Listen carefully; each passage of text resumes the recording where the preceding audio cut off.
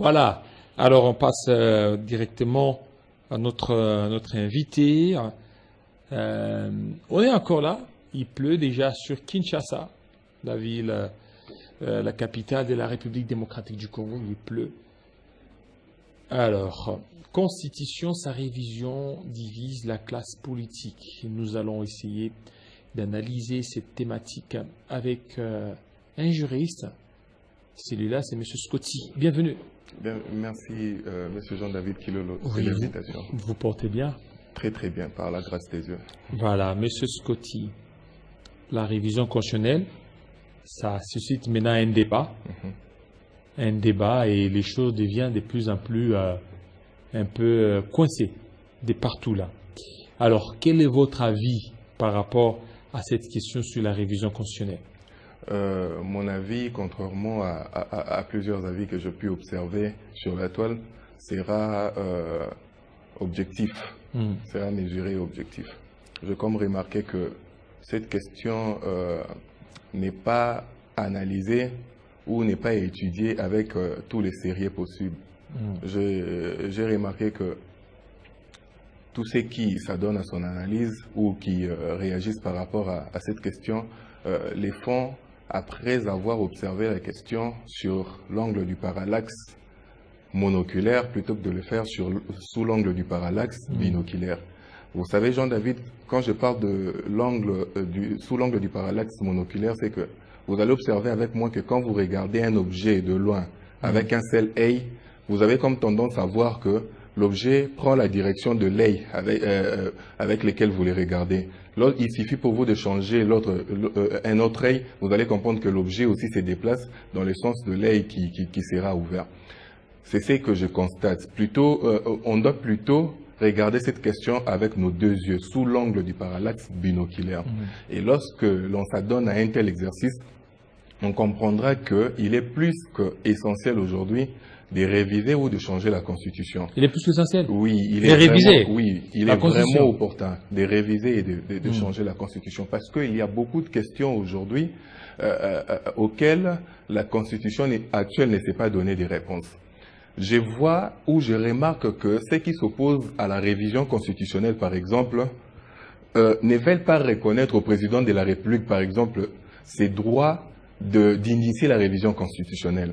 Vous savez, nous sommes très exigeants quant au respect de nos droits et libertés fondamentales, nos droits fondamentaux et libertés fondamentales. Quand il s'agit par exemple du droit à la vie, nous sommes très exigeants vis-à-vis de l'État congolais. Quand il s'agit du droit à l'éducation, quand il s'agit du droit à l'accès à l'eau potable, nous sommes très exigeants vis-à-vis de l'État congolais. Parce que ce sont nos droits, nous voulons qu'ils soient reconnus. Ce sont nos libertés, nous voulons la liberté d'expression, par exemple la liberté des religions, nous voulons qu'elle soit reconnue. Mais il faut aussi, la démocratie c'est dans tous les deux sens, il faut aussi que l'on puisse reconnaître au président cette prérogative qu'il tient de l'article 218 de la Constitution de pouvoir initier une révision constitutionnelle. Il ne faudrait pas qu'on puisse lui prêter des intentions ou encore lui faire un faux procès. Vous comprenez? C'est un peu ça. Aujourd'hui, dans la classe politique, j'ai remarqué dans les passés que la classe politique exigeait assez que soit supprimé les Sénats, par exemple, disant que c'était une institution budgétivore. Et que les sénateurs jouent le même rôle que les députés, et les députés peut-être les feraient beaucoup plus mieux, étant donné que les sénateurs sont dépourvus du pouvoir de sanction, vous comprenez? Et après, on s'est dit que les sénateurs, ou encore les Sénats, seraient une institution budgétivore, même que la majorité de ses membres seraient issus des élections, entachées d'irrégularités ou encore de corruption, vous voyez un peu? Mais comment est-ce qu'on pourrait parvenir à cette résolution si l'on ne touche pas la Constitution? Parce que le Sénat est une institution instituée par la Constitution. Et donc, si on veut aller dans ce sens-là, dire que l'argent qui est, le budget qui est, par exemple, alloué au Sénat, l'orienter vers, par exemple, l'éducation, la paye des enseignants, étant donné que le Sénat serait une institution budgétivore, il faudrait réviser la Constitution et supprimer le Sénat, par exemple. Il y a une autre question aujourd'hui qui fait beaucoup parler dans l'opinion, celle des gouverneurs qui ne savent pas appliquer leur politique parce que à tout moment dérangés par les assemblées provinciales.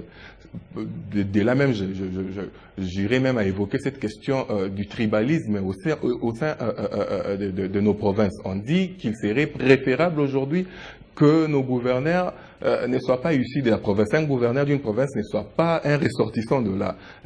Cela pourrait favoriser l'unité nationale.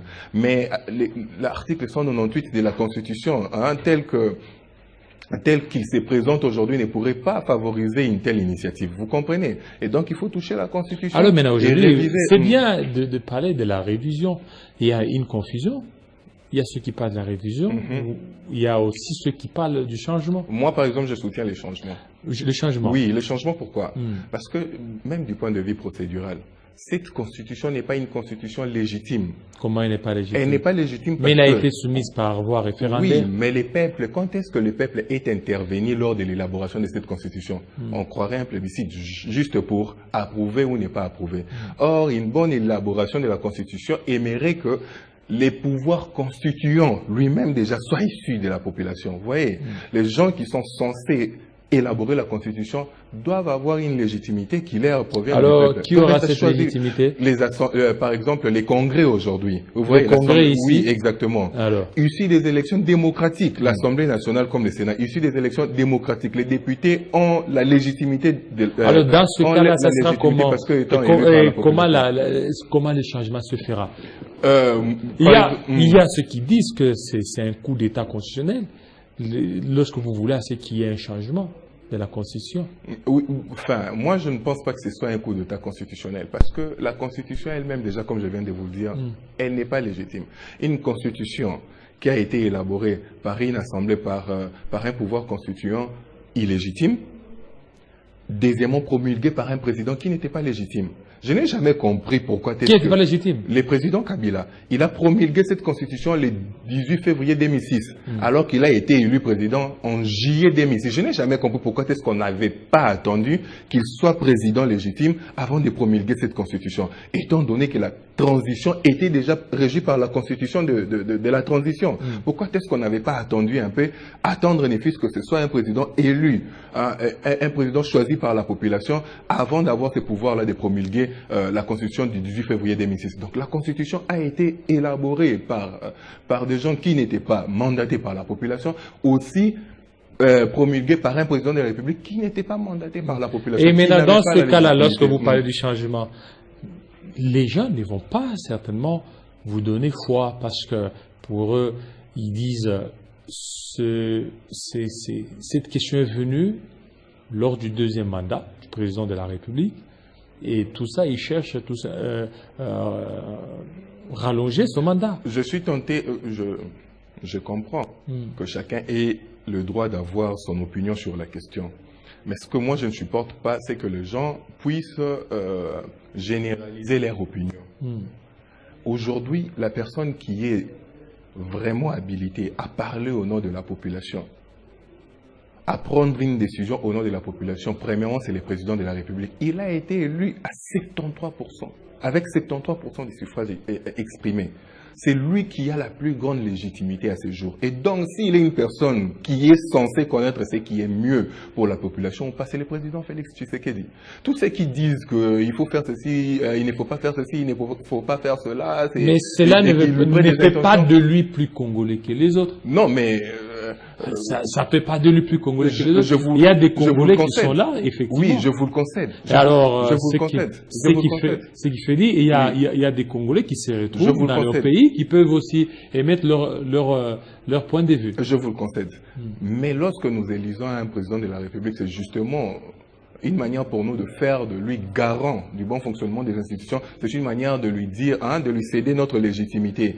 Lui dire qu'à compter d'aujourd'hui, c'est toi qui prends les décisions à notre place. Vous comprenez? Et donc, toutes ces personnes qui s'opposent à la révision constitutionnelle auraient peut-être, d'après moi, ce serait peut-être à donner à cet exercice électoral, ils n'auraient peut-être pas reçu les voix de la population, vous voyez, mais ils se prévalent quand même de parler au nom de la population. Au nom de quoi? Je ne sais pas. Et donc moi, je soutiens, si le président de la République aujourd'hui estime, parce qu'il est d'abord le mieux informé de tous, c'est lui qui sait comprendre. Et nous avons par exemple décrié cette question, nous avons tous été contre ces retards à mettre en place un gouvernement issu des élections. Est-ce que ça aussi c'est la Constitution? Mais justement, ou c'est la volonté des hommes? Si aujourd'hui il y a une disposition contraignante, il y a une disposition au sein de la Constitution qui contraint à tout président de la République élu de mettre en place un gouvernement, par exemple, en ayant 30 jours ou en ayant 20 jours, vous verrez que les politiques vont s'activer. C'est sous cette Constitution. C'est sous cette Constitution. Muzito a fait sortir son gouvernement 19 jours après. Matata a fait sortir son gouvernement 10 jours après. Les vieux Gizenga a fait sortir son gouvernement moins de 30 jours après. Alors vous n'avez pas dit que cette constitution a bloqué les chefs de l'État pour faire sortir le gouvernement, alors qu'il avait tout le rouage. Il avait des députés à peu près de la moitié de l'Assemblée nationale. Il pouvait tout simplement décider. Il faut comprendre que c'est des situations différentes, des époques différentes.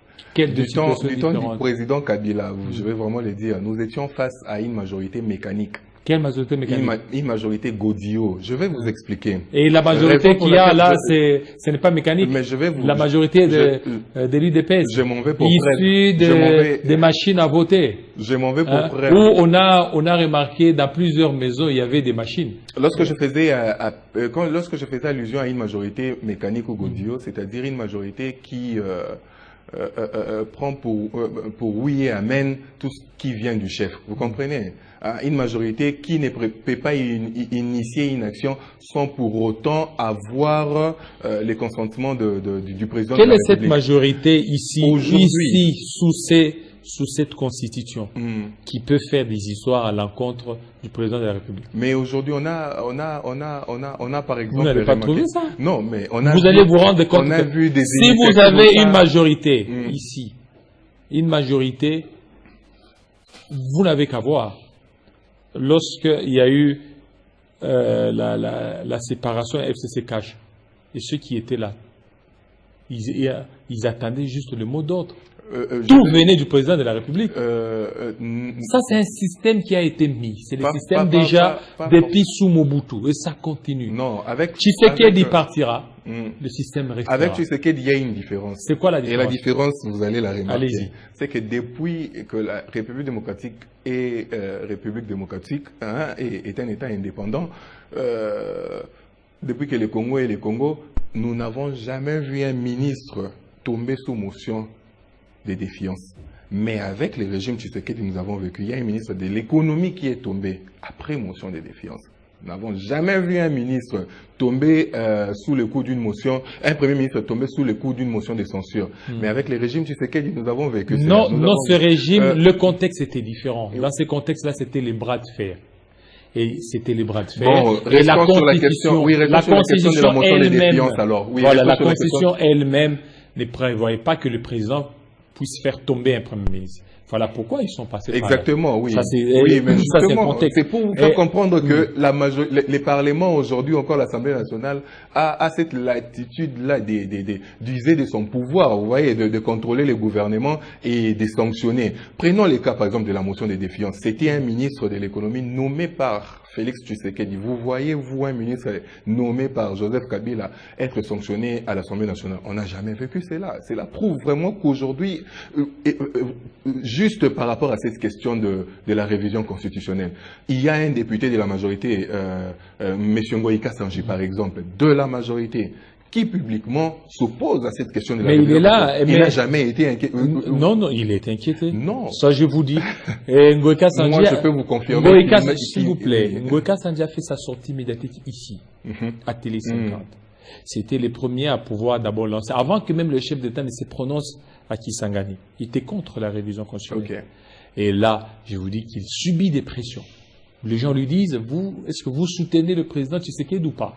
Il y a les gens qui les menacent. Non, mais subir des pressions, être... Des menaces? Non, non, moi je ne pense pas, parce que je ne pense pas. Vous n'avez pas été en contact avec lui pour savoir ça? Enfin, je ne pense pas vraiment, parce que nous savons dans ces pays ce qui représente une menace. Nous savons dans ces pays où jusqu'où peuvent aller une menace, au point qu'une personne puisse l'avouer ouvertement comme ça, ou au point qu'une personne puisse revenir même sur ses positions. Mais M. Ngoïka ne l'a jamais encore fait, parce que justement, même s'il doit subir des menaces, mais je ne pense pas que cela puisse provenir des personnes influentes au sein de la famille politique. Et je vais vous dire, vous voyez, c'est une position que nous respectons. Mais il a au moins osé avoir cette position-là et rester au sein de la majorité. Pourquoi? Parce qu'il sait que les systèmes démocratiques aujourd'hui... Donc, vous, votre majorité, vous tenez... Non, donc votre majorité, vous tenez au changement de la Constitution. Moi, pas notre majorité. Je viens de donner mon opinion à moi. Moi, je dis que si ça ne dépend que de moi, il faut qu'on puisse procéder à un changement de constitution. Pourquoi? Parce que moi, je ne me reconnais pas en cette constitution. Cette constitution est... Même ceux de l'Est, là, ceux qui sont à Rutshuru, si aujourd'hui vous passez au changement, ils vont plus se retrouver. Parce que eux, ils ne vont pas voter. Rutshuru, Masisi, qui sont aujourd'hui sous l'emprise du M23, soutenu par le Rwanda. Je sais que vous êtes prophète, je sais que vous êtes prophète, mais jusqu'à dire qu'ils ne vont pas voter, c'est un peu grave. Non, ça dit que si aujourd'hui, j'ai dit... On ne sait pas ce qui s'est... Non, non, nous sommes en train... Non, nous allons... Dans des jours, non, nous parlons d'aujourd'hui. Parce qu'actuellement, c'est sous occupation. Oui, à mais moins que le chose change. Pendante. Voilà, c'est pour vous dire ceci. Est-ce que la priorité, c'était le changement de la Constitution? La priorité, c'était la situation dans l'Est?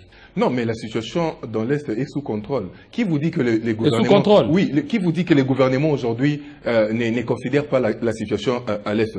Qu'est-ce qu'on a déjà récupéré dans l'Est? Non, mais s'il vous plaît, allez-y. S'il vous plaît, il ne faudrait pas minimiser les efforts du gouvernement. Non, non, je ne minimise pas. Nous, on est là pour montrer à la population ce que le gouvernement fait. Oui. Et on continue beaucoup plus à le faire. Et tel que vous êtes là, moi, je ne peux pas vous accompagner dans votre logique. C'est-à-dire que si vous êtes pour la révision, vous allez voir que moi, je vais poser des questions. Mais si vous êtes contre la révision, je vais vous poser des questions là dans les sens. C'est ça.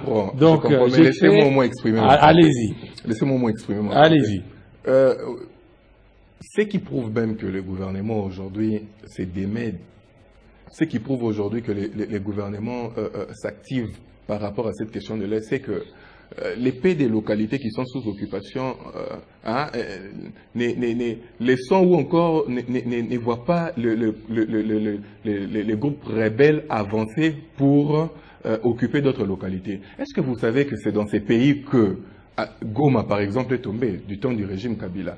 Des grandes villes comme Bukavu ont été occupées, vous voyez. Mais ils ont été récupérés. Oui, bien sûr. Mais déjà, nous, on n'est même pas encore à l'étape de tomber. Non, non. Vous voyez, mais nous, on n'est même pas encore à ce niveau-là. Écoutez. Nous, on n'est même pas encore à ce niveau-là. C'est ce qui prouve que... S'il faut faire la comparaison, c'est un terrain glissant. Le nombre d'agglomérations, vous savez, c'est combien actuellement? Non, mais aussi, oui. Vous savez c'est combien? Oui, la comparaison. Vous savez c'est combien? Moi, je veux qu'on puisse aller sur ce terrain-là. Moi, je veux qu'on puisse aller. Alors que sous les efforts diplomatiques, sous les régimes dont vous parlez, les diplomatiques fournis aujourd'hui par les régimes actuels n'est pas comparable aux efforts diplomatiques. Nous, ça produit quoi? Non, mais qu'est-ce que ça produit? Hier, la communauté internationale n'arrivait pas nommément à citer les Rwandais comme étant pays agresseurs. Citer le Rwanda, pays agresseur. Qu'est-ce que ça produit? Pour vous faire comprendre que nous commençons déjà à amener les gens, la communauté internationale, à s'intéresser à cette question et aussi à être derrière notre position. Maintenant, il y a ceci. Dans les passés, par exemple... Il y a ceci. La communauté internationale peut aujourd'hui condamner le Rwanda. C'est quoi la suite? Alors que sous les régimes dont vous faites allusion, ils se sont battus. Goma a été tombé. Une semaine après, ils ont récupéré. Mais Goma était quand même tombé. Je vous dis ce que je dis. Je n'ai pas refusé. D'accord. Et ils ont récupéré. Mais en ce temps-là, Masisi Rutshuru n'était pas tombé. Et actuellement, Masisi Rutshuru est tombé. Il y a plus de 170 agglomérations qui sont sous occupation. Ça fait plus de 3 ans que Bunagana est toujours occupé. Et en plus, depuis que la RDC est ce qu'elle est, est-ce que vous pouvez me parler le temps que ça a beaucoup traîné comme l'occupation actuellement de Bunagana. Non, mais, ça a pris du temps. Oui. Depuis que la guerre dans l'Est, c'est la première fois qu'aujourd'hui, plus de 3 ans que Bunagana est sous occupation étrangère. Et ça, vous ne parlez pas de ça. C'est ça la préoccupation. La préoccupation, c'est que Bunagana, Rutshuru, Masisi soient sous le contrôle des FARDC. Oui, et là, vous allez voir que cette population-là va demander qu'il y ait changement de la Constitution. Parce qu'elle dira non, non, non. Nous, puisque le président nous a aidés à ce que Rutshuru, Masisi, Bunagana soient récupérés, nous voulons seulement ce président-là. Toute cette population-là sait que le président est en train de s'évertuer, est en train de s'employer à ce que toutes ces localités soient désormais sous l'occupation de FARDC. Et ça viendra. Rassurez-vous que ça va venir. Avant la fin, le président de la République vous l'a dit.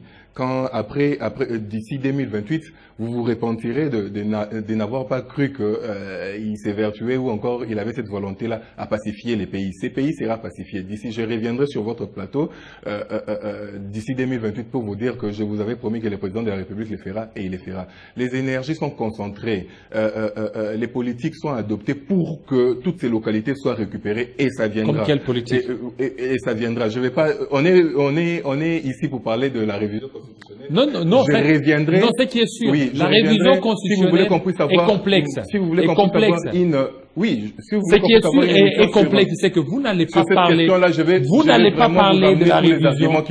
Vous n'allez pas parler de la révision constitutionnelle sans pour autant citer l'Est de la RDC. Mais bien sûr, voilà pourquoi vous n'allez pas parler de la révision constitutionnelle sans pour autant parler de la situation sociale. Voilà pourquoi je vous disais tantôt. Cette question, jusque-là, elle n'est qu'en préparation.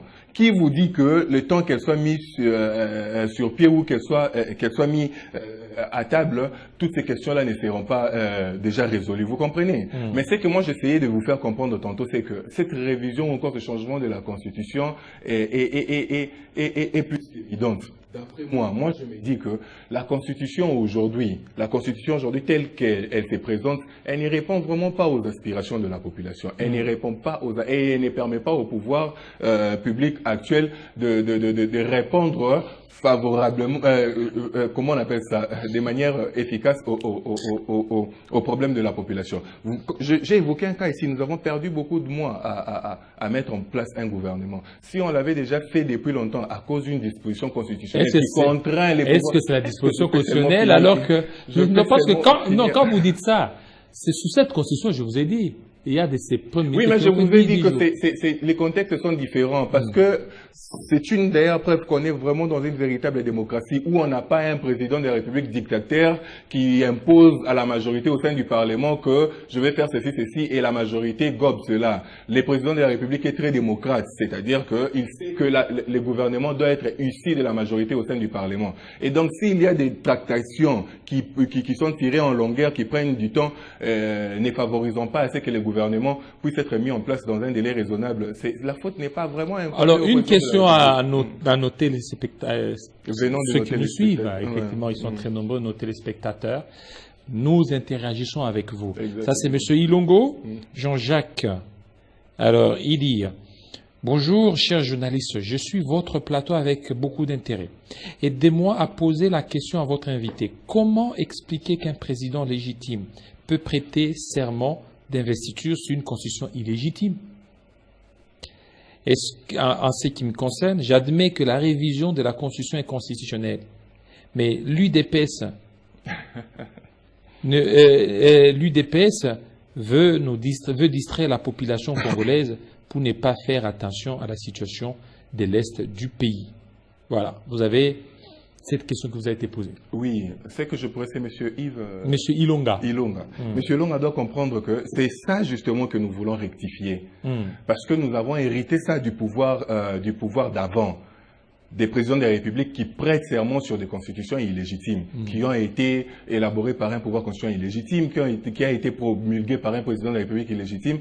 On a hérité ça du pouvoir précédent. Et par la révision justement ou le changement de constitution, on doit changer ce genre de choses. Il vient d'ailleurs de me donner un argument. On ne peut pas continuer avec si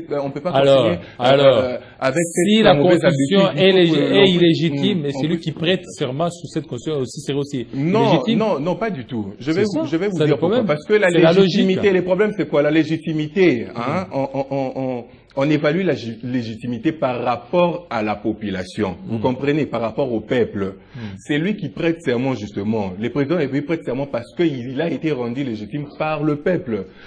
Son pouvoir vient des urnes, vient de la population. La population accorde au président de la République la légitimité. Et c'est cette population aussi la Constitution qui avait donné aussi la légitimité oui, voilà à cette pourquoi Constitution. je vous dis que la procédure n'était pas bonne. La procédure n'était pas bonne. Pourquoi? Parce que les pouvoirs constituants n'étaient pas légitimes. Il aurait fallu que cette même population puisse se choisir ses représentants qui étaient appelés à élaborer la Constitution. La population choisit ses représentants. Par exemple, aujourd'hui, nous avons une Assemblée nationale qui est issue des urnes. Cette Assemblée nationale peut faire office de pouvoir constituant, élaborer la Constitution. Et là, on pourrait dire de cette Constitution qu'elle est légitime. Pourquoi? Parce que les pouvoirs constituants ou les personnes qui l'auront rédigée ont obtenu du peuple la légitimité. Oui, c'est un peu ça. Le président de la République, lui, est légitime, mais c'est seulement que la Constitution, elle, n'a pas de légitimité. Jean Cao, il dit « Votre invité parle d'une Constitution promulguée par un président illégal, mais il oublie que c'est la même Constitution qui a fait c'est que le président Félix Tshisekedi puisse accéder au pouvoir. Et il a même prêté serment sur la même Constitution. Et puis il a même demandé, il a même dit qu'il allait la respecter. Oui, je viens de ça c'est M. Jean Cao à partir de Chikapa. Exactement, je viens de répondre à cette question en disant même qu'il faut qu'on puisse arrêter avec cette habitude. Ce n'est pas puisque le président Tshisekedi hérite d'une constitution illégitime ou encore prête serment sur base d'une constitution illégitime, vous comprenez, qui n'a pas été élaborée dans 10h à Kinshasa, je vous reviens. Il doit laisser cette mauvaise habitude se pérenniser. Je vous reviens tout de suite. D'accord. Alors, 10h à Kinshasa, même heure à Amatadi, 9h dans l'est de la RDC. 9h, plutôt 11h dans l'est de la RDC. Christian, la dernière livraison d'informations. Bienvenue à vous tous, madame, messieurs.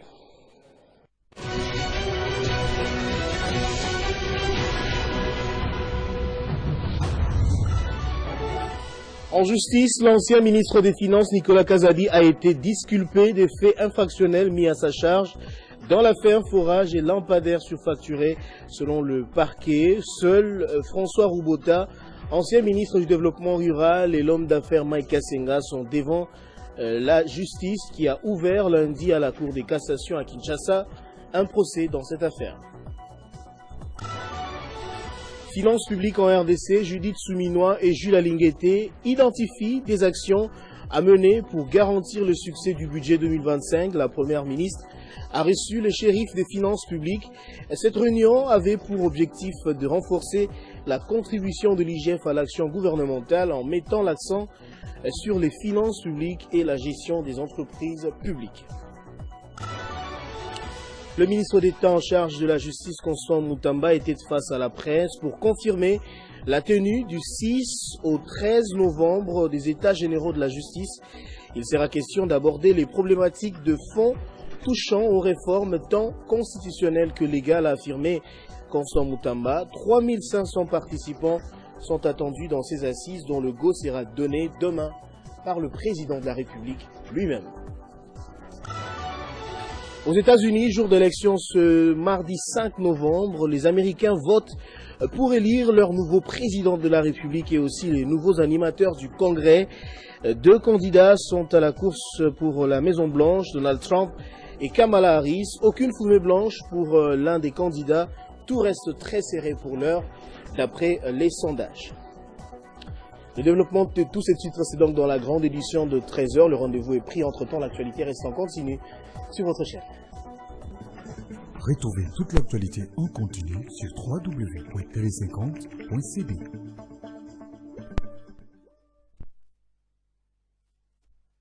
Voilà, merci beaucoup.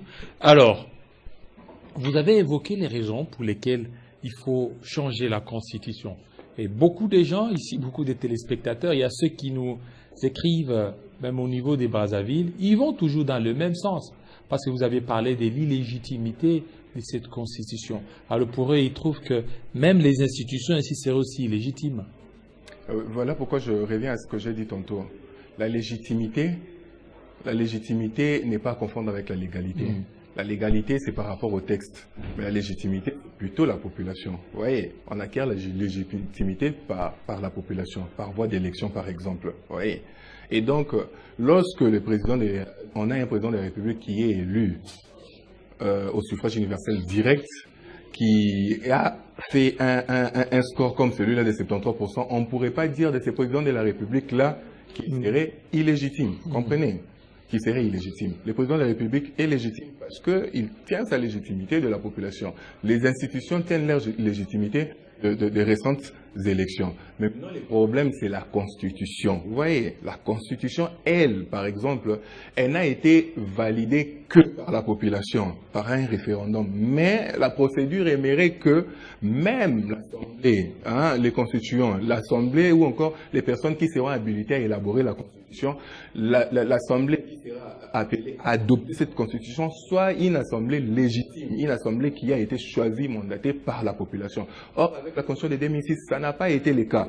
L'Assemblée nationale, comme vous disiez, on dit l'Assemblée nationale et les Sénats ont adopté, le président de la République a promulgué. Vous comprenez? Et l'Assemblée nationale et les Sénats qui a adopté, est-ce des institutions issues des élections ou issues de la population? Non du tout, vous comprenez? C'est ça justement moi, mon problème. Moi, je veux que ces pays soient dotés d'une constitution qui sera totalement légitime, c'est-à-dire durant toute la procédure. L'Assemblée, les pouvoirs constituants ou encore l'Assemblée, les constituants originaires soient issus de la population. L'Assemblée nationale et le Sénat réunis en congrès sera appelé à adopter cette nouvelle constitution, soit issus de la population, et le président de la République également aussi, qui va promulguer cette nouvelle constitution, soit une émanation de la population. Vous comprenez? Et c'est vraiment, c'est pourquoi moi je suis en train de militer. Si beaucoup de nos téléspectateurs sont contre votre argumentaire, il y a un autre Charles Mvumbi. Lui, il va dans votre vision. Bonjour Jean-David, je suis très soulagé de l'intervention de l'invité. Je suis en Banzangungu et je vous suis 5 sur 5. Donc, sur ce qui concerne la révision constitutionnelle, je suis pour le remplacement total de cette constitution qui a montré toutes ses limites. Comme le président a annoncé cela, je suis dans l'obligation de me rallier à sa vision. Car n'oubliez pas, Jean-David, que dans le Congo central, il a été voté à 98%. Voilà. Jean-David, ce qui prouve que c'est une question, il y a des avis partagés. Et c'est quoi même la démocratie? J'ai toujours, il y a plusieurs définitions. Vous allez continuer, plusieurs définitions. C'est là où je vous ai arrêté, vous allez continuer. PNC Cagnolé. Monsieur Jean-David, pourquoi nos amis du pouvoir se comparent toujours au régime passé? Devons-nous comprendre qu'ils n'ont pas d'avenir à nous offrir? Pourquoi vous vous comparez toujours au régime de Kabila, alors que vous devez certainement faire vous devez écrire votre histoire. Allez-y. D'abord, par rapport à la première question ou encore au téléspectateur qui m'a soutenu, justement, je dis il y a des avis partagés. Et j'ai toujours aimé, il y a plusieurs définitions de la démocratie, mais j'ai toujours aimé celle que j'ai entendue de l'ex-président de l'Assemblée nationale, Aubin Minaku. Il disait que la démocratie, c'est aussi cette reconnaissance-là à la population de s'auto-déterminer. Vous comprenez? Si on n'arrive pas, nous les politiques, on n'arrive pas à se mettre d'accord, mais mettons cette question à la population, que la population puisse trancher, vous comprenez? Et c'est ça aussi la démocratie, d'où la beauté de la démocratie. Et à la deuxième question, je dirais, vous savez, on a toujours dit qui veut aller loin, vous voyez? Il faut savoir d'où l'on vient, où l'on est, pour savoir où l'on va. Vous comprenez? Si nous évoquons les régimes passés, c'est justement dans cette logique-là, pour montrer aux gens d'où nous venons, où nous sommes aujourd'hui et où nous allons. Ce n'est pas parce que nous n'avons pas de mieux à offrir à la population, rassurez-vous d'ailleurs, que les présidents de la République, le président Tshisekedi, à la fin de son mandat, vous allez convenir avec moi que ce sera le président qui aura beaucoup donné à la population, qui aura beaucoup fait pour la population. Et donc, ce n'est pas une question de manque de propositions ou encore de manque de politique à proposer par rapport à l'avenir de la population, mais c'est seulement qu'on essaye de nous faire voir d'où l'on vient, où l'on est aujourd'hui et où l'on va. Alors, maintenant, le président avait dit que ce n'est pas une urgence, la question. Voilà. Mais pourquoi vous voulez certainement presser la main du président? Non. Parce que lui, il a parlé que ce n'est pas une urgence. Et en plus de cela, il verra dans quelle mesure il pourra désigner une commission qui pourra élaborer un draft pour proposer. Et vous voyez, déjà vous vous lancez dans la campagne. Non, réfléchir sur la question ne veut pas dire que nous pressons la main du président. Nous réfléchissons en tant qu'intellectuels. Nous sommes appelés à les faire. Le président de la République évoque un sujet et ça suscite débat, vous voyez. Et l'effet pour nous de donner des arguments pour ou contre, ou pour cette pensée du président de la République ne veut pas dire que nous voulons forcer les choses. C'est seulement nous appeler. Parce qu'il faut aussi savoir qu'il y a un côté pédagogique que nous, les politiques, devons jouer. Le président de la République veut changer la Constitution, mais la population doit savoir pourquoi. Et c'est ça notre rôle, alors, maintenant, de démontrer à la population soyons maintenant beaucoup plus technique. Comment ça va se faire quand il y a changement de la Constitution? Toutes les institutions tombent, comment les choses vont se gérer? Vous ne voyez pas que ces vides-là pourraient profiter aux ennemis de la paix? Parce qu'une fois que vous annoncez les changements, toutes les institutions tombent. Ça sera pas un premier changement de la Constitution connu dans ces pays. Hein, on a eu une Ça, c'est une nouvelle constitution où le président est là, il est légitime. Alors que pour les autres, c'était des coups d'État et puis ils sont arrivés. La Constitution de 1964 aussi était une nouvelle. 1964 était une nouvelle constitution. Mais qui n'a pas traîné. Vous n'allez pas parler de la longévité de cette constitution. Oui, aussi était une nouvelle constitution. La constitution de 1967 aussi était une nouvelle constitution. Vous voyez, donc ça sera pas une nouvelle constitution. Ça sera pas, pardon, un nouvel événement ou encore alors un fait qu'est-ce qu'il y nouveau. aura? Oui, voilà. Moi, je me dis que vous changez la Constitution, toutes les institutions tombent, les députés nationaux, le président lui-même aussi, il va tomber. Il va tomber, c'est ça. Non, là, vous devez organiser encore les élections. Voilà pourquoi il y a toujours ces périodes transitoires. Voilà, il y a toujours des périodes transitoires. Maintenant, il y a la faisabilité. La faisabilité, c'est que il y a un problème de moyens. On vient des élections de 2023. Jusque-là, les plaies ne sont pas encore cicatrisées.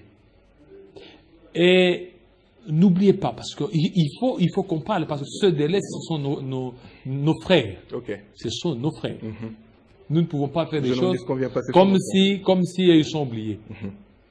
Bon, vous nous avez rassuré que non, d'ici la fin de l'année, ou bien d'ici 2028, la RDC sera pacifiée. Je vous dis. Voilà, oui, attendons.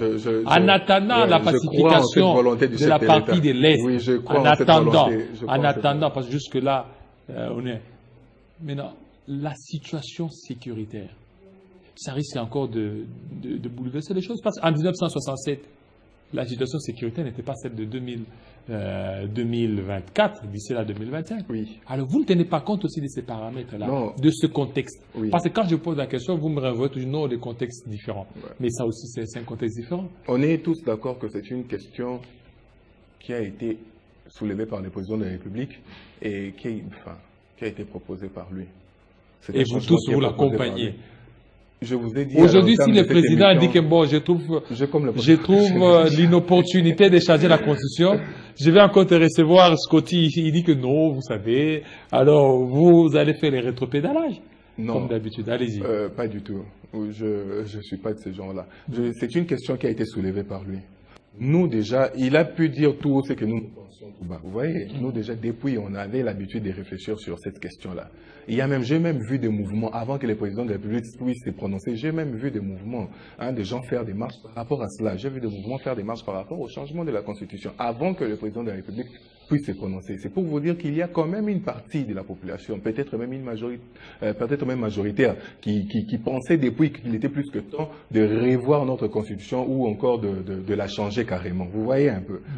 Alors je disais que le président de la République, c'est les mieux informés de tous. Si aujourd'hui, il soulève cette question, et que demain, il se disait être prêt de pouvoir matérialiser ces projets, je pense qu'il aurait réuni tous les nécessaires pour pouvoir les faire. Hein? Donc, vous n'aurez pas à vous inquiéter par rapport à cela. Il maîtrise mieux que nous tous la situation du pays. Il connaît mieux que nous tous ce qui se passe à l'Est. Et donc, si demain il lui arrivait de décider de matérialiser ces projets, rassurez-vous qu'il aura déjà en amont pris toutes les dispositions utiles pour cela, nécessaires pour cela. Voilà, donc pour vous, vous lancez sur les changements de la Constitution. Oui, mais je vais quand même passer un message au Allez-y, président. allez-y. Je regarde la caméra et je passe un message au président de la République en lui disant que nous avons foi en vous. Nous avons foi en vous, nous avons toujours soutenu. Je suis avec vous depuis l'opposition. Aujourd'hui, vous avez accédé au pouvoir. Je suis toujours là à vous soutenir, même si nous n'avons jamais bénéficié de cette élévation personnellement. Mais les soucis pour nous, Monsieur le Président de la République, c'est que vous puissiez vraiment vous atteler sur les problèmes de la population. La population, elle souffre vraiment. Même si nous, qui vous avons accompagné depuis l'opposition jusqu'à ce jour, n'avons toujours pas bénéficié de votre élévation, nous vous demandons quand même de vous atteler sur les soucis de la population, parce que le social de la population, ça ne va pas. C'est ça la priorité. Vraiment, oui, ça ne va pas. Au lieu de proposer au président les changements de la Constitution. L'un n'exclut pas l'autre. Allez-y au niveau du social. L'un n'exclut pas l'autre. Vous êtes là, vous aviez dit depuis que vous l'avez accompagné. Moi, je vous connais, oui, voilà. Scotty. Vous êtes là un jeune que j'ai encadré à l'UPC, aujourd'hui vous êtes là. Donc depuis l'UPC, depuis 2011 que je suis dans ces combats, dans l'opposition, aujourd'hui nous avons accédé au pouvoir. Le journaliste Jean-David Kilolo m'a toujours posé la question, pourquoi jusque-là toi tu ne t'es toujours jamais retrouvé? Il sait ce qui a toujours été ma réponse, c'est que si la population, la majorité de la population se retrouve, c'est déjà bien. Peu importe que ce soit moi qui me retrouve ou pas, qu'il soit aux affaires ou pas, c'est pas ça l'important. Voilà pourquoi je lance vraiment ces messages forts au président. Ces messages vous viennent d'une personne qui a combattu avec vous, le régime Kabila, qui a été gazé, qui a été arrêté, qui a été tabassé. Aujourd'hui, c'est vous qui êtes au pouvoir, mais c'est sur nous que votre gestion, ou encore les retombées de votre gestion, la critique sur votre gestion tombe. Toutes ces personnes que nous avons convaincues de voter pour vous viennent vers nous pour nous dire votre président, celui-là à qui vous nous avez demandé de donner nos voix. Pourquoi est-ce que ceci ne marche pas? Pourquoi est-ce que c'est nous qui sommes toujours appelés à nous justifier par rapport à cela? Alors, s'il vous plaît, Monsieur le Président, je vous le prie en tant que concitoyen et aussi en tant que votre fidèle soldat de voir la souffrance de la population et de faire de votre possible afin de pouvoir... Voilà, merci beaucoup, Monsieur Guy Opoya. Monsieur Guy Opoya, vous nous suivez, je pense, à partir de Congo-Brazzaville. Voilà, merci. Merci beaucoup, Monsieur Guy Opoya. Voilà, merci. Merci, Scotty. C'est moi qui vous remercie. Scotty Madimba. N'hésitez surtout pas. C'est-à-dire, on est là pour recevoir toutes les tendances, ceux qui veulent la révision, ceux qui veulent aussi, ceux qui sont contre la révision. Parce que nous n'allons pas continuer à recevoir que les anti-révisions ou les pro-révisions. C'est qu'on le reçoit. Chacun donne le point de vue. Le peuple est en train de suivre, surtout les téléspectateurs. Merci. Merci.